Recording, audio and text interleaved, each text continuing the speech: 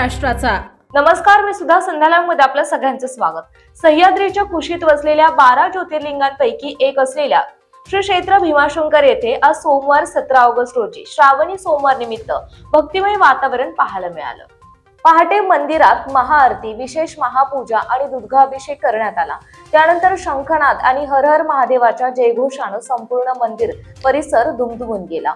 मुसळधार पाऊस आणि धुक्याच्या चादरीत नटलेल्या निसर्गरम्य वातावरणात शिवलिंगाचं दर्शन घेण्यासाठी महाराष्ट्रासह देशभरातून मोठ्या संख्येनं भाविक भीमाशंकर मध्ये दाखल झाले। भाविकांची वाढती गर्दी लक्षात घेता मंदिर प्रशासन आणि स्थानिक प्रशासनाकडून विशेष नियोजन करण्यात आलं आहे। भाविकांसाठी मंदिर पहाटे 5 वाजल्यापासून रात्री 9:30 वाजेपर्यंत खुलं ठेवण्यात आलं आहे। पहाटे मुख्य शिवलिंगाची विशेष महापूजा आणि दुग्धाभिषेक पार पडला।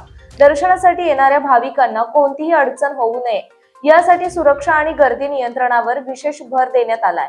मंदिर परिसरात सुरक्षेसाठी 250हून अधिक पोलीस कर्मचारी आणि होमगार्ड तैनात करण्यात आलेत। गर्दीमुळे वाहतूक कोंडी होऊ नये यासाठी खासगी वाहनांना मंदिराच्या मुख्य परिसरात प्रवेश न देता नियोजित वाहनतळांवर थांबवण्याची व्यवस्था करण्यात आली। प्रशासनानं 4 स्वतंत्र पार्किंग क्षेत्रही निश्चित केली आहेत।